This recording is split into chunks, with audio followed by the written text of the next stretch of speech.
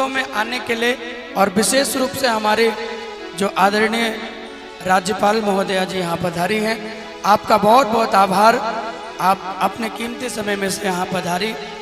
कथा से पूर्व ही चर्चा हमारे यजमान जी कर रहे थे कि आप आएंगे। सब लोग यहाँ बड़े उत्सुक थे। आपका स्नेह प्रेम देखकर बहुत आनंद आया। एक बार जोरदार करतल ध्वनि से आप सब अभिवादन करें। बहुत बहुत आपका अभिनंदन।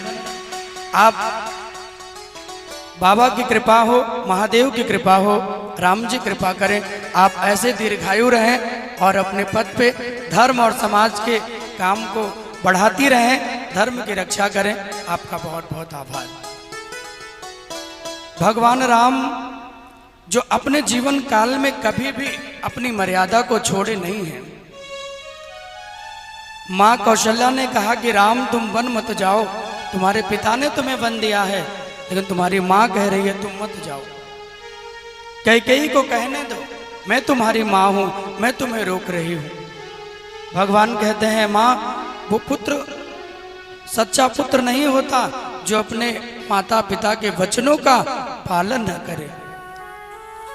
मेरी माँ ने जब मुझे आज्ञा की वन जाने की, तो हे माँ, मैं आपसे निवेदन करता हूँ पिता के वचनों को झूठा मत होने दीजिए। वन जाने की इच्छा जो पिता की और माँ की है वो पूर्ण करने दीजिए।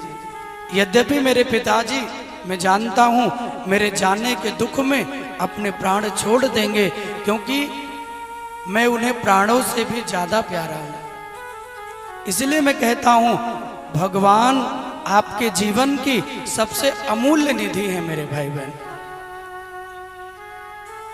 किसी वस्तु के लिए भगवान न छूटे, उनकी भक्ति न छूटे। राम जी चले गए, दशरथ जी ने श्रवण कुमार की कथा सुनाई।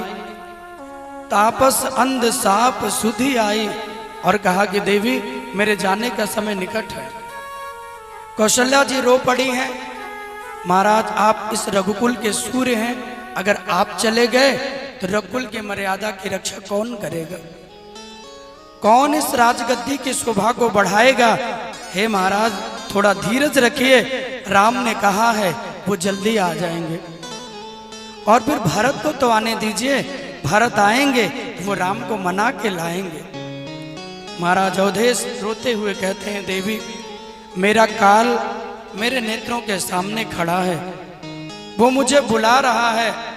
अपने राम के वियोग में मैं अपने प्राण छोड़ रहा हूं। श्रवण कुमार के माता पिता ने कहा था जिस पुत्र के प्रति आपका प्रेम बहुत अधिक होगा, उस पुत्र की याद में, उसके वियोग में आप अपने प्राण छोड़ेंगे।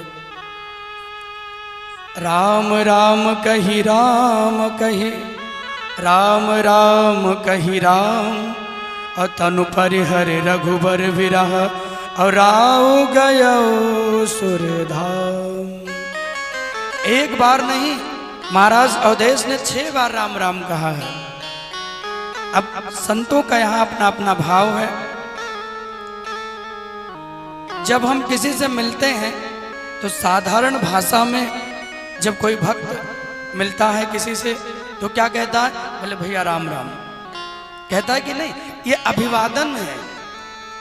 आज मानो महाराज दशरथ जी 6 बार राम राम कह के तीनों को प्रणाम कर रहे हैं। पहले राम को प्रणाम किया, फिर जानकी जी को किया, और फिर लक्ष्मण भैया को प्रणाम किया।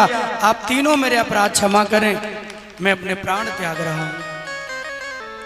राम राम कही राम। प्रभु का नाम लेकर जो अपने जीवन की यात्रा को प्रारंभ करते हैं और उनकी यात्रा यदि भगवान राम के नाम से पूर्ण हो जाए तो ऐसे व्यक्ति तो सद्गति के पात्र होते हैं।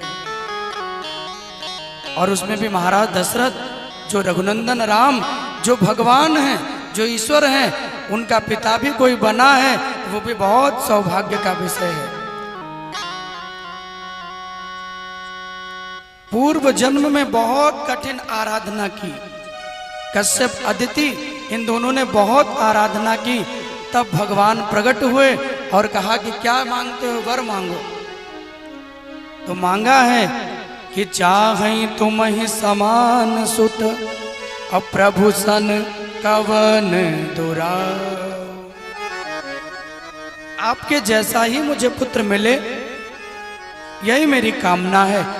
राम जी ने कहा जो नारायण थे कि अब मेरे जैसा तो कोई और होगा नहीं, इसलिए मैं ही पुत्र बन के आऊंगा। इतने जन्मों की तपस्या पूर्ण की है कौशल्या और महाराज दशरथ ने पूर्व जन्म में, तब भगवान के माता पिता बनने का इनको सौभाग्य मिला है। सारा रनिवास दुखी हो गया, मानो आज रघुकुल का सूर्य अस्त हो गया। अवधेश ने अपने प्राण छोड़ दिए।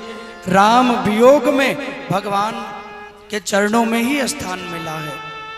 जिनकी वाणी भगवत नाम को कह ले, गीता में भगवान ने कहा अंते मति सा ये गति।